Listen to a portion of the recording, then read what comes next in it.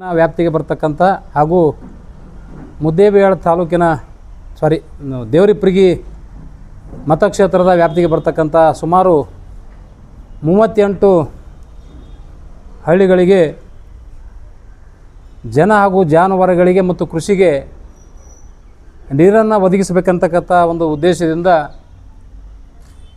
ಬೂದಿಹಾಳ್ ಪೀರಾಪುರ್ ಏತ ನೀರಾವರಿ ಯೋಜನೆ ಅಂತ ಜಾರಿಗೆ ತಂದು ಕಾಲುವೆಯನ್ನು ನಿರ್ಮಾಣ ಮಾಡಿದರು. ಆದರೆ ಇನ್ನೂ ಬಹುತೇಕ ಕಾಮಗಾರಿ ಮುಕ್ತಾಯ ಆಗಿಲ್ಲ. ಹೀಗಾಗಿ ಉದ್ದೇಶಿತ ಬೂದಿಹಾಳ್ ಪೀರಾಪುರ ಏತ ನೀರಾವರಿ ಕಾಮಗಾರಿ ಇವತ್ತು ಗ್ರಹಣ ನಡೆದವು. ಆ 38 ಹಳ್ಳಿಗಳಿಗೆ ಕುಡಿಲಿಕ್ಕೆ ನೀರಿನ ತತ್ವಾರ ಎಷ್ಟು ಅದಂದರೆ ಸುಮಾರು 4-5 ಕಿಲೋಮೀಟ್ರ್ವರೆಗೆ ದೂರ ಹೋಗಿ ನೀರು ತರುವಂಥ ಪರಿಸ್ಥಿತಿ ನಿರ್ಮಾಣ ಆಗಿದೆ. ಕೃಷಿಗೂ ಕೂಡ ನೀರಿಲ್ಲ. ಹೇಳೋದು ದೊಡ್ಡ ಭಾಷಣ, ಕೆಲಸರೇ ಏನೂ ಇಲ್ಲ. ಈ ಕಡೆ ಬರ್ರಿ. ಅದನ್ನು ಖಂಡಿಸಿ 2025ನೇ ಸಾಲಿನಲ್ಲಿ 2ನೇ ತಿಂಗಳಲ್ಲಿ ಆ ಭಾಗದ ರೈತರೊಂದಿಗೆ ತಾಳಿಕೋಟೆ ತಾಲೂಕಿನ ಕೊಡಗಾನೂರು ಕ್ರಾಸ್ ಬಳಿ ಸುಮಾರು 12 ದಿವಸಗಳವರೆಗೆ ಧರಣಿ ಸತ್ಯಾಗ್ರಹವನ್ನು ಮಾಡಿದ್ದೆವು ಅಖಂಡ ಕರ್ನಾಟಕ ರೈತ ಸಂಘದ ವತಿಯಿಂದ. 12ನೇ ದಿವಸಕ್ಕೆ ಜಿಲ್ಲಾ ಉಸ್ತುವಾರಿ ಸಚಿವರಾಗಿರ್ತಕ್ಕಂಥ ಎಂ ಬಿ ಪಾಟೀಲರು ಧರಣಿ ಸ್ಥಳಕ್ಕೆ ಆಗಮಿಸಿದರು. ಬಂದು ಧರಣಿ ನಿರತ ರೈತರಿಗೆ ಭರವಸೆಯನ್ನು ಕೊಟ್ಟರು, ದೊಡ್ಡ ಭರವಸೆ ಕೊಟ್ಟರು. ನೀರಾವರಿಗೆ ನಾನು ಇಲ್ಲಿವರೆಗೆ 14,000 ಕೋಟಿ ರೂಪಾಯಿ ಖರ್ಚು ಮಾಡಿದ್ದೇನೆ. ಕೇವಲ 200 ಕೋಟಿ ರೂಪಾಯಿದು ಜುಜ್ಬಿ 200 ಕೋಟಿ ರೂಪಾಯಿ ನನಗೇನು ದೊಡ್ಡ ಕೆಲಸ ಅಲ್ಲ. ಅದನ್ನು ನಾನು ಬಿಡುಗಡೆ ಮಾಡಿಸಿ ಇದನ್ನು ಉಳಿದ ಬಾಕಿ ಕಾಮಗಾರಿಯನ್ನು ನಾನು ಮುಕ್ತಾಯ ಮಾಡಿಸಿ ನೀರು ಕೊಡ್ತೇನೆ, ನನ್ನ ಮೇಲೆ ಭರವಸೆ ಇಡ್ರಿ.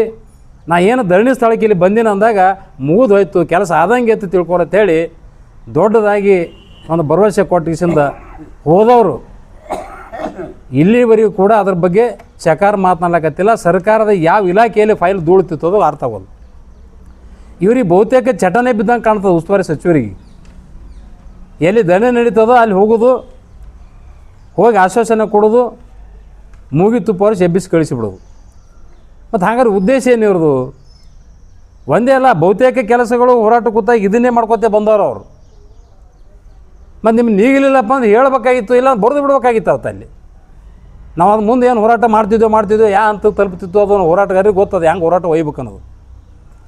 ದೊಡ್ಡದಾಗೆಲ್ಲ ತಮ್ಮ ಟೀಮ್ ತೊಗೊಂಬಂದು ಭರವಸೆ ಕೊಟ್ಟು ನನ್ನ ಮೇಲೆ ಭರವಸೆ ಇಡ್ರಿ ಅಂತ ಹೇಳಿದ್ರಿ. ಏನೋ ಇವತ್ತು ಉಸ್ತುವಾರಿ ಸಚಿವರು ಧರಣಿ ಸ್ಥಳಕ್ಕೆ ಬಂದಾರ. ಅಡವ್ಯಾಗ ಕೂತಿದ್ದೆವು ನಾವು, ಊರೆಲ್ಲದು ಅಡವಿ, ದಟ್ಟ ಅರಣ್ಯದಲ್ಲಿ ಕೂತಿದ್ದೆವು. ಅಂಥಲ್ಲಿ ಬಂದಾರಪ್ಪ ಅಂದ್ರೆ ಒಂದು ಹೋರಾಟಕ್ಕೆ ಒಂದು ಗೌರವ ಕೊಟ್ಟು ಬಂದಾರ ಅಂತೇಳಿ ಅವ್ರ ಒಂದು ಮಾತಿಗೆ ನಾವು ಕೂಡ ಒಂದು ಬೆಲೆ ಕೊಟ್ಟು ಅವ್ರಿಗೆ ಕಂಡೀಷನ್ ಹಾಕಿದೆವು.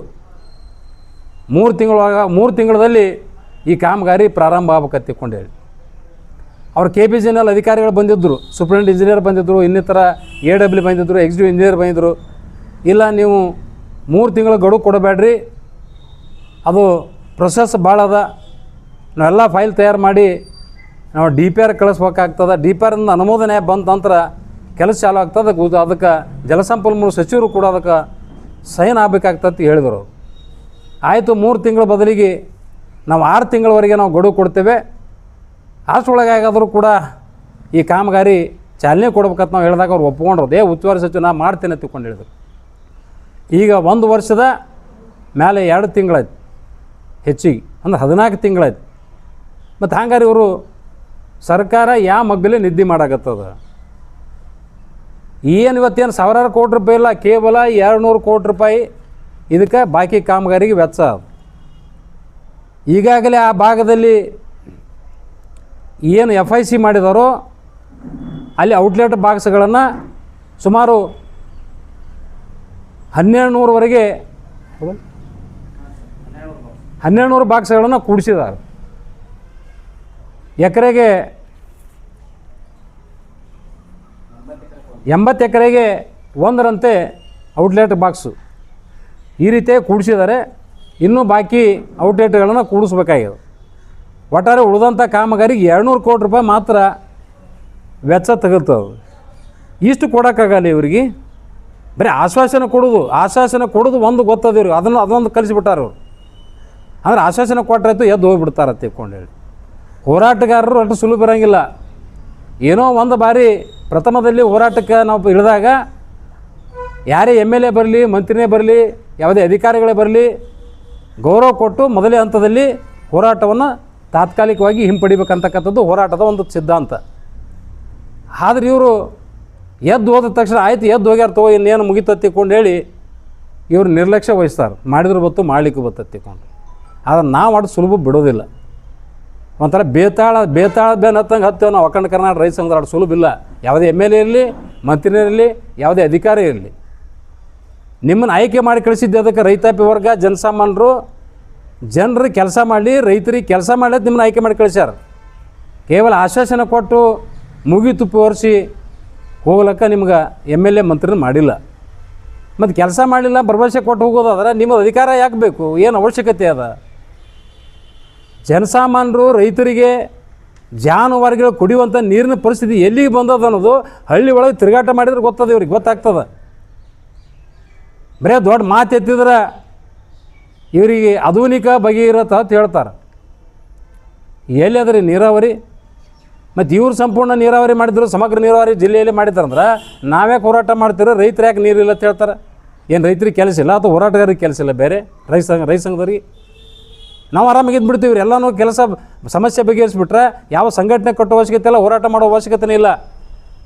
ಇವ್ರು ಹೇಳ್ದಂಗೆ ನಡ್ಕೊಳ್ಳೋಂಗಿಲ್ಲ ತಿಕ್ಕೊಂಡು ಹೇಳಿ, ಮಾತು ಕೊಟ್ಟ ನಡೆಯಲ್ಲ ತಿಕ್ಕೊಂಡು ಹೇಳಿ ನಾವು ಹೋರಾಟ ಮಾಡ್ಬೇಕಾಗ್ತದೆ ಅನಿವಾರ್ಯ.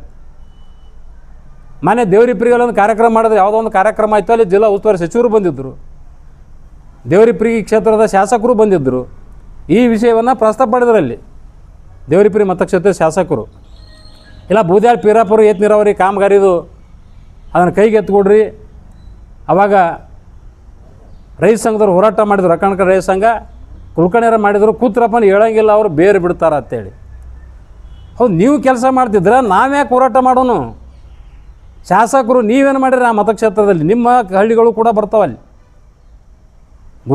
ಬೂದ್ಯಾಳ ಪೀರಾಪುರ ಏತ್ ನೀರಾವರಿ ಸಂಬಂಧಪಟ್ಟಂಗೆ ನಿಮ್ಮ ಮುದ್ದೆ ದೇವರಿಪ್ರಿಗೆ ಮತಕ್ಷೇತ್ರದ ಕೆಲವೊಂದು ಹಳ್ಳಿಗಳು ಕೂಡ ಆ ಯೋಜನೆಗೆ ಒಳಪಡ್ತಾವೆ. ಮತ್ತು ಹಾಗಾದ್ರೆ ನೀವೇನು ಮಾಡಕತ್ತೀರಿ? ಒತ್ತಡ ಮಾಡಿರಿ.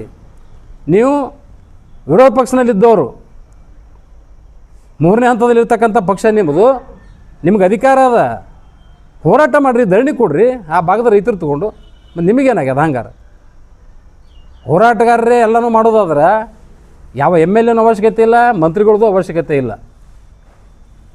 ಜಿಲ್ಲೆಯಲ್ಲಿ ಇಷ್ಟೊಂದು ನೀರಿನ ಹಾಹಾಕಾರದಪ್ಪ ಅಂತಂದ್ರೆ ಏನು ಮಾಡಕತ್ತಾರೆ ಇವರೆಲ್ಲ MLAಗಳು, ಮಂತ್ರಿ? ಹೆಸರಿಗೆ ಮಾತ್ರ ದೊಡ್ಡದು. ಬಿಜಾಪುರ ಜಿಲ್ಲೆ 5 ನದಿಗಳದಾವು, ಪಂಚನದಿಗಳ ಬೀಡು, 2ನೇ ಪಂಜಾಬ್ ಹತ್ತಿಕೊಂಡು ಹೇಳ್ಕೊಳಕ್ಕೆ ಮಾತ್ರ ಭಾಳ ಖುಷಿ ಅನ್ನಿಸ್ತದೆ, ಮಜಾ ಅನ್ನಿಸ್ತದೆ. ಹಳ್ಳ್ಯಾಗ ಕುಡಿಲಕ್ಕೆ ನೀರಿಲ್ಲ. ಅದ್ರ ಬಗ್ಗೆ ಇವರು ಚಿಂತನೆ ಮಾಡಬೇಕು. ಬರೀ ಭಾಷಣದಲ್ಲಿ ಮೈಕ್ ಸಿಕ್ಕಾಗಿ ಹೇಳೋದಲ್ಲ. ಸುಳ್ಳು ಅನ್ನೋದಿತ್ತಂದ್ರೆ ಬೇಕಾದ್ರೆ ಬರಲಿ ನಮ್ಮ ಜೊತೆಗೆ, MLAಗಳು ಬರ್ತಾರೋ ಅಥವಾ ಸಚಿವರು ಬರ್ತಾರೋ ಬರಲಿ, ತೋರಿಸ್ತೇವೆ ಯಾವ ಹಳ್ಳಿಯೊಳಗೆ ಎಷ್ಟು ಗಂಭೀರತೆ ಐತೆ ಅನ್ನೋದ್ರ ಬಗ್ಗೆ. 40 ವಾರದಲ್ಲಿ ಇವತ್ತೇ ಬಂದ ಪತ್ರಿಕೆಯಲ್ಲಿ ಕುಡಿಲಿಕ್ಕೆ ನೀರಿಲ್ಲ ಅಲ್ಲಿ ಕೂಡ ಹೋರಾಟಕ್ಕೆ ಸನ್ನದ್ಧರಾಗಿದ್ದಾರೆ. ಆ ಸಮಗ್ರ ನೀರಾವರಿ ಎಲ್ಲಿ ಅದ್ರ ಇರೋದು? ಎಲ್ಲಿ ನೀರು ಕೊಟ್ರ? ಯಾವ ಜಮೀನುಗಳಿಗೆ ನೀರು ಬಂದವು? ಎಲ್ಲ ಸುಮ್ಮನೆ ಬುಟಾಟಿಕೆ ಮಾತುಗಳು, ಜನರಿಗೆ ತಪ್ಪು ದಾರಿ ಇಡುವಂಥ ಕೆಲಸವನ್ನು ನಮ್ಮ ಜಿಲ್ಲೆಯ ಜನಪ್ರತಿನಿಧಿಗಳು ಮಾಡ್ತಾಯಿದ್ದಾರೆ. ಅದನ್ನು ಬಿಡಬೇಕು. ನಿಮ್ಗೆ ಅಧಿಕಾರ ಕೊಟ್ಟರೆ ಅದನ್ನು ಸದುಪಯೋಗಪಡಿಸ್ಕೊಂಡು, ಜನರು ಕೊಟ್ಟಂಥ ಅಧಿಕಾರವನ್ನು ಸದುಪಯೋಗಪಡಿಸ್ಕೊಂಡು ಸಮಗ್ರ ನೀರಾವರಿ ಮಾಡಬೇಕು. ಪ್ರತಿಯೊಂದು ಹಳ್ಳಿಯಲ್ಲೂ ಕೂಡ ಕುಡಿಯೋ ನೀರಿನ ವ್ಯವಸ್ಥೆ ಇರಬೇಕು. ಇದು ನಿಮಗೆ ನಾಚಿಕೆ ಆಗ್ತದೆ, ನಾಳೆ ತಲೆ ತಗ್ಸುವಂಥ ವಿಚಾರ ಇದು. 5 ನದಿ ಹರಿದವು, ಕುಡಿಲಿಕ್ಕೆ ನೀರಿಲ್ಲಪ್ಪ ಅಂತಂದರೆ ನಿಮಗೆ ನಾಚಿಕೆ ಬರ್ಬೇಕವು, ನಾವು ಹೇಳೋದಲ್ಲ. ನಿಮಗೆಲ್ಲ ಬೇಜಾರು ಅನ್ನಿಸ್ತದೆ, ಹೋರಾಟಗಾರರು ಬರೀ ಬೈತಾರತ್ತೇಳಿ. ನಮಗೇನು ತಲೆ ಕೆಟ್ಟದ ಬೈಲಕ್ಕೆ? ಸುಮ್ಮನೆ ನೀವು ಕೆಲಸ ಮಾಡೋಂಗಿಲ್ಲ, ರೈತ ವಿರೋಧಿ ಕೆಲಸ ಮಾಡ್ತೀರಿ. ರೈತರು ಹೋರಾಟಗಾರರು ಎಷ್ಟು ಹೋರಾಟ ಮಾಡಿದ್ರು ಕೂಡ ಅದು ಲೆಕ್ಕಕ್ಕಿಲ್ಲ ನಿಮ್ಗೆ. ಬರೀ ಭರವಸೆ ಕೊಡಿಸಿಂದ ಎದ್ದು ಕಳಿಸುವಂಥದ್ದು ಅಷ್ಟೇ ನಿಮಗೆ ಗೊತ್ತದೆ ಹೊರತಾಗಿ ನಮ್ಮ ಜವಾಬ್ದಾರಿ ಅನ್ನೋದು ಇವತ್ತು ಮರೆತು ನಿಮ್ಮ ಅಧಿಕಾರದ ಒಂದು ಇದರನ್ನೇ ಗದ್ದುಗೆಯಲ್ಲಿ ನೀವು ಮೆರಿತಾ ಇದ್ದೀರಿ. ಅದನ್ನೆಲ್ಲ ಬಿಡಬೇಕು. ಆ ಭಾಗದ ಸುಮಾರು 38 ಹಳ್ಳಿಗಳಲ್ಲಿ ಗಂಭೀರತೆ ಭಾಳದ. ಅಲ್ಲಿ ಹಸ್ಕಿ, ನಿರ್ಲಿಕೇರಿ, ಬೆಕ್ಕಿನಾಳ, ಜಲ್ಪುರ, ಬೆನ್ನಟ್ಟಿ, ಬೂದ್ಯಾಳ, ಹಾಳಗುಂಡಕನಾಳ, ರಾಂಪುರ, ಒಣಿಕ್ಯಾಳ ಮತ್ತು ತುರ್ಕನಕೇರಿ ತಿಕ್ಕೊಂಡು ಈ ಹಳ್ಳಿಗಳಂತೂ ಭಾಳ ಗಂಭೀರತೆ ಅದು. ಅದರ ಬಗ್ಗೆ ತಾವು ಚಿಂತನೆ ಮಾಡಿ ಈಗಾಗಲೇ ಆ ಫೈಲು ಇಂಜಿನಿಯರ್ ಕೇಳಿದ್ದೇವೆ ನಾವು, ಸೂಪರಿಂಟ್ ಇಂಜಿನಿಯರ್ ಕೇಳೋಣ ಇಲ್ಲ, ಫೈಲ್ ನಾವು ಈಗಾಗಲೇ ಹೋಗ್ಯದ. ಅವಾಗೆ ಅದು ನೀರಾವರಿ ಸಚಿವರು ಬಲ್ಯಾಕ ಐತಿ, ಜಲಸಂಪನ್ಮೂಲ ಸಚಿವರು ಬಲ್ಯಾಕ ಡಿ ಕೆ ಶಿವಕುಮಾರ್ ಹತ್ರ ಅಂತ ಹೇಳಿ. ಮತ್ತು ಇವ್ರು ಜಿಲ್ಲಾ ಉಸ್ತುವಾರಿ ಸಚಿವರು ಮನಸ್ಸು ಮಾಡಿದೆ, ಏನು ದೊಡ್ಡ ಕೆಲಸ ಅಲ್ಲ. 14,000 ಕೋಟಿ ಖರ್ಚು ಮಾಡಿದ್ದೀನಿ. ಮತ್ತು 200 ಕೋಟಿ ಏನು ಜುಜ್ಬಿ ಎಂಥ ಶಬ್ದ ಬೆಳೆಸ್ಯಾರ, ಜುಜ್ಬಿ ಅಂತ. ಆ ಜುಜ್ಬಿ ಅನ್ನೋ ಪದ ಬಳಸಿದ್ರೆ ಅದನ್ನು ನೀವು ಮಾಡಿ ತೋರಿಸ್ಬೇಕಲ್ಲ. ಹಾಂ, ವಿಡಿಯೋನದ ನಾವೇನು ಸುಮ್ಮನೆ ಮಾತಾಡೋಂಗಿಲ್ಲ, ವಿಡಿಯೋದಲ್ಲಿ ರೆಕಾರ್ಡಿಂಗ್ ಐತಿ ನಮ್ಮ ಹತ್ರ, ಜುಜ್ಬಿ ಅಂತಂದಾರೆ. ಮತ್ತು ಇಂಥ ಜುಜ್ಬಿ ಅಂತೇಳಿ ಇಷ್ಟೊಂದು ಸರಳವಾಗಿ ಮಾತಾಡ್ತಕ್ಕಂಥದ್ದನ್ನು ಉಳಿಸುವಂಥ ಜವಾಬ್ದಾರಿ ಉಸ್ತುವಾರಿ ಸಚಿವರದು. ಏನು ನುಡಿದಿರೋ ನಡಿಬೇಕು ಆ ಥರ. ಸುಮ್ಮನೆ ಜುಜ್ಬಿ ಅಂತ ಹೇಳಿದ್ರೆ ಅದು ನಿಮ್ಮ ಸ್ಥಾನಕ್ಕೆ ಅಪಮಾನ ಆಗ್ತದ. ಅದಕ್ಕೆ ಈಗಲಾದರೂ ಎಚ್ಚೆತ್ತುಕೊಂಡು ಮತ್ತು ನಾವು ಆ ಭಾಗದ ರೈತರೊಂದಿಗೆ ಹೋರಾಟಕ್ಕೆ ಅಣಿಯಾಗಿತ್ತ ಮುಂಚೆ ಅದು ಎಲ್ಲಿ ಫೈಲ್ ಧೂಳು ತಿನ್ನಕತ್ತದೋ, ಯಾವ ಇಲಾಖೆ ಅಧಿಕಾರಿಗಳ ತರೋದೋ ಅಥವಾ ಜಲಸಂಪನ್ಮೂಲ ಸಚಿವರು ಏನು ಮುಖ್ಯಮಂತ್ರಿ ಅದಾರಲ್ಲ ಅವ್ರ ಹತ್ರ ಫೈಲ್ ಏನು ಧೂಳು ತಿನ್ನಕತ್ತದೋ, ಸ್ವತಃ ನೀವೇ ಖುದ್ದಾಗಿ ಅವ್ರ ಜೊತೆ ಹೋಗಿರೋ ಅಥವಾ ದೂರವಾಣಿಗಳಿಗೂ ಮಾತನಾಡ್ತಿರೋ ಗೊತ್ತಿಲ್ಲ. ಆ ಭಾಗದಲ್ಲಿ ಮತ್ತೆ ರೈತರು ಹೋರಾಟಕ್ಕೆ ಇಳಿತಾ ಇದ್ದಾರೆ. ನಾನು ಮರ್ಯಾದೆ ಹೋಗ್ತೈತಿ.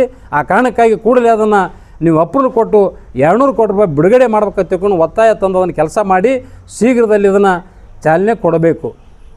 ಇಲ್ಲಪ್ಪ ಅಂತಂದರೆ ಮತ್ತೆ ಆ ಭಾಗದ ರೈತರ ಜೊತೆಗೆ ನಾವು ಮತ್ತೆ ಏನಲ್ಲಿ ಕೊಡಗಾನು ಕ್ರಾಸ್ ಬಳಿ ಹೋರಾಟ ಕೂತಿದ್ದೆವು ಧರಣಿಗೆ, ಮತ್ತೆ ಧರಣಿಯನ್ನು ಪ್ರಾರಂಭ ಮಾಡಬೇಕಾಗ್ತದೆ. ಈಗ ನೇರವಾಗಿ ಅವ್ರ ಹತ್ರ ಧರಣಿ ಚಾಲೂ ಮಾಡ್ತೇವೆ ನಾವು.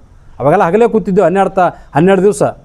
ನೋಡೋಣ ಇವತ್ತು ನಾಳೆ ಏನಾದರೂ ಬದಲಾವಣೆ ಬರ್ತಾರ ತಿಕ್ಕೊಂಡು ಏನೋ 12 ದಿವಸಕ್ಕೆ ಸ್ಪಂದನ ಮಾಡಿ ಬಂದರು. ಆದರೆ ಬಂದರೂ ಕೂಡ ಇವರು ಭರವಸೆ ಕೊಟ್ಟದ್ದು ಸಂಪೂರ್ಣ ಹುಸಿ ಭರವಸೆ ಆಗ್ಯದ. ಇನ್ನು ಮುಂದೂ ಕೂಡ ನಂಬಲನಾಗಕ್ಕದ ಪರಿಸ್ಥಿತಿ. ಇವರು ಯಾವುದೇ ಹೋರಾಟ ಮಾಡೋಕ್ಕೆ ಎಬ್ಸಾಕೆ ಬಂದ್ರಂದ್ರೆ ಪುಣ್ಯಾತ್ಮಗಳೇ ನಿಮ್ಮ ಮಾತಿನಲ್ಲಿ ಭರವಸೆ ಇಲ್ಲ, ಹುಸಿ ಮಾತದವು, ನಮ್ಮ ಹತ್ರ ಬರಬೇಡ್ರಿ, ಆದೇಶ ಮಾಡಿಕೊಂಡು ಬರ್ರಿ ಅಂತಕ್ಕಂಥ ಪರಿಸ್ಥಿತಿ ಬರ್ತದೆ. ಅವಾಗ ಹೇಳ್ತೀವಿ ಅಂತೇಳಿ. ಇದು ಕೇವಲ ಇದು ಒಂದೇ ಅಲ್ಲ, ಬೂದ್ಯಾಳ, ಪೀರಾಪುರ, ಏತ್ನೂರಾಡ್ದು ಒಂದೇ ನಾವು ಹೇಳ್ತಾ ಇಲ್ಲ. ಈ ಕಳೆದ 4 ತಿಂಗಳಿಂದನೇ ವಿಜಯಪುರ ನಗರದಲ್ಲಿ ತಮಗೆಲ್ಲ ಗೊತ್ತಿದ್ದ ದೊಡ್ಡ ಪ್ರಮಾಣ ಹೋರಾಟ ಮಾಡಿದೆ. 3.5 ತಿಂಗಳ ಸರ್ಕಾರಿ ವೈದ್ಯಕೀಯ ಮಹಾವಿದ್ಯಾಲಯ ಸಲುವಾಗಿ, ಮೆಡಿಕಲ್ ಕಾಲೇಜ್ ಸಲುವಾಗಿ. ಇವರು ಏನು ಮಾಡಿದ್ರು ಅವಾಗ? ನಮ್ಮ ಶಿವಾನಂದ ಪಾಟೀಲ್ರು, ಬಸವನ ಬಾಗೇಡಿ ಮತಕ್ಷೇತ್ರದ ಶಾಸಕರು, APMC ಸಚಿವರು ಮುಖ್ಯಮಂತ್ರಿ ಜೊತೆ ಮಾತಾಡಿ ಹಾವೇರಿಗೂ ಡಿಕ್ಲೇರ್ ಮಾಡಿಸಿದ್ರು, ಘೋಷಣೆ ಮಾಡಿದ್ರು. ಇಲ್ಲಿ ವಿಜಯಪುರಕ್ಕೆ ಬಂದಾಗ ಕೂಡ ಇಲ್ಲಿ ಘೋಷಣೆ ಮಾಡಿದರು. ಅದನ್ನು ಕೂಡ ಘೋಷಣೆ ಉಳಿತು. ಇಲ್ಲಿವರೆಗೂ ಕೂಡ ಕಾರ್ಯರೂಪಕ್ಕೆ ಬಂದಿಲ್ಲ. ಅದನ್ನು ಕೇಳಿದ್ರೆ DPR ಅಂತ ಹೇಳ್ತಾರೆ. ಬರೀ DPR. ನಾವು ಈ ಬೂದ್ಯಾಳ, ಪೀರಾಪುರ, ಏತ್ ನೀರಾವರಿದು DPR ಅಂತಾರೆ, ಮತ್ತು ಈ ಮೆಡಿಕಲ್ ಕಾಲೇಜದು DPR ಅಂತಾರೆ. DPR ಮಾಡೋರು ಯಾರು? ಎಷ್ಟು ದಿವಸ ಬೇಕು ಇದಕ್ಕೆ ಕಾಲಾವಕಾಶ? ವರ್ಷ ನಡ್ಲಾದ್ರೂ DPR ಮಾಡೋಕ್ಕಾಗಲ್ಲ ಇವರಿಗೆ. ಅದೇ ಮೆಡಿಕಲ್ ಕಾಲೇಜ್ ಬಾಗಲಕೋಟೆ ಕೊಟ್ಟರಲ್ಲ, ದಿಢೀರನೆ ಕೊಟ್ಟು ಉದ್ಘಾಟನೆ ಮಾಡಿದ್ರಿ. ಅಲ್ಲಿ DPR ಯಾವಾಗ ತಯಾರು ಮಾಡಿದರು? ಅಂದ್ರೆ ಅಲ್ಲಿ ಜನಪ್ರತಿನಿಧಿಗಳು, ಅಲ್ಲಿ ಜನರು ಜಾಗೃತ ಅದಾರ, ಅಲ್ಲಿ ಆಸಕ್ತಿ ಅದ, ಅಲ್ಲಿ ಕೆಲಸ ಮಾಡಿದ್ರಿ. ಆ ವಿಜಯಪುರ ಜಿಲ್ಲೆಯಲ್ಲಿ ಯಾರು ಹೇಳೋರಿಲ್ಲ ಕೇಳೋರಿಲ್ಲ ಅಂತಕ್ಕಂಥದ್ದು ನಿಮ್ಮ ಮನವರಿಕೆಗೆ ನಿಮಗೆ ದಡ್ಡ ಬಿದ್ದದು. ಅದನ್ನು ಕೂಡ ಶೀಘ್ರದಲ್ಲಿ ನೀವು ಕ್ರಮ ಕೈಗೊಳ್ಳುವಂಥ ವ್ಯವಸ್ಥೆ ಮಾಡಬೇಕು. ನಮ್ಮನ್ನು ಜೈಲಿಗಟ್ಟಿರಿ, ಮೋಸ ನೋಡಿದ್ರಿ, ನಾವೇನು ಹೆದರಿಲ್ಲ. ಹೋರಾಟಗಾರರಿಗೆ ಸಲುವಾಗಿ ಜೈಲು ಅದಾವೆ. ಬೇಕಾದ್ರೆ ಇನ್ನೊಂದು ಸಲ ಜೈಲಿಗೆ ಕಳ್ಸಾಯ್ತಾರೆ, ಮತ್ತೆ ಧರಣಿ ಕೊಡ್ತೇವೆ ನಾವು. ಅದು ಸಲಿಂದು ಕೊಡ್ತೇವೆ ಮತ್ತೆ. ಯಾಕಂದ್ರೆ ಹಿಡಿದಿದ್ದ ಕೆಲಸ ಆಗಬೇಕು. ಸುಮ್ಮನೆ ಏನೋ ರೋಜ್ ಕೊಡೋಕೆ ನಾವು ಹೋರಾಟ ಮಾಡೋಕತ್ತಿಲ್ಲ. ಧರಣಿ ಅದು ಪೇಪರ್ ಮಾಡೋಕತ್ತಿಲ್ಲ ನಾವು. ಜನಸಾಮಾನ್ಯರು ಸಂಕಷ್ಟ, ರೈತರ ಸಂಕಷ್ಟಗಳ ಈಡೇರಬೇಕು, ಅವ್ರ ನೆಮ್ಮದಿಯಿಂದ ಇರಬೇಕು, ಜನಸಾಮಾನ್ಯರು ತಿಳ್ಕೊಂಡು ಇವತ್ತು ನಾವು ಹೋರಾಟ ಸಂಘಟನೆ ಕಟ್ಟಿ ಹೋರಾಟ ಮಾಡ್ಲಕತ್ತಿದ್ದೆವು. ನೀವೆಲ್ಲ ಮಾಡ್ತಿದ್ರೆ ನಮ್ಮದೇನು ಅವಶ್ಯಕತೆ ಇಲ್ಲ ಹೋರಾಟ ಕಟ್ಟೋದು. ಆದರೆ ನೀವು ಅಧಿಕಾರ ಕೊಟ್ಟಿದ್ದನ್ನು ದುರುಪಯೋಗ ಪಡಿಸ್ಕೊಂಡು ಜನರು ಅದಾರೋ ಸತ್ತಾರೋ, ರೈತರು ಅದಾರೋ ಸತ್ತಾರೋ ಅಂತಕ್ಕಂಥದ್ದು ಕೂಡ ಕನಿಷ್ಠ ಪ್ರಜ್ಞೆ ನಿಮ್ಮ ಹತ್ರ ಉಳ್ಕೊಂಡಿಲ್ಲ. ಆ ಕಾರಣಕ್ಕಾಗಿ ಈಗಲಾದರೂ ಎಚ್ಚೆತ್ತುಕೊಂಡು ಈ ಬೂದ್ಯಾಳ, ಪೀರಾಪುರ, ಏತ್ ನೀರಾವರಿ ಬಾಕಿ ಉಳಿದಿರ್ತಕ್ಕಂಥ ಕಾಮಗಾರಿಗೆ ಶೀಘ್ರದಲ್ಲಿ ಚಾಲನೆ ಕೊಡಬೇಕು. ಎಲ್ಲಿ ಆ ಕೆಲಸ ಸ್ಥಗಿತಗೊಂಡದ ಅದನ್ನು ಪುಟ್ಟ ಪಡುವಂಥ ಕೆಲಸ ಮಾಡಿ ಶೀಘ್ರದಲ್ಲಿ 200 ಕೋಟಿ ರೂಪಾಯಿ, ಜುಜುಬಿ 200 ಕೋಟಿ ರೂಪಾಯಿಯನ್ನು ನೀವು ಕೊಡಬೇಕು.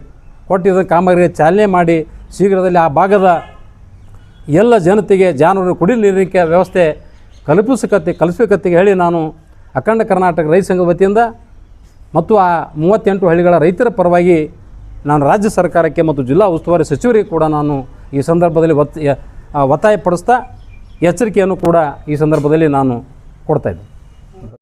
ಎಲ್ಲರಿಗೂ ಶರಣಾರ್ಥಿಗಳು. ತಾಳಿಕೋಟೆ ತಾಲೂಕಿನ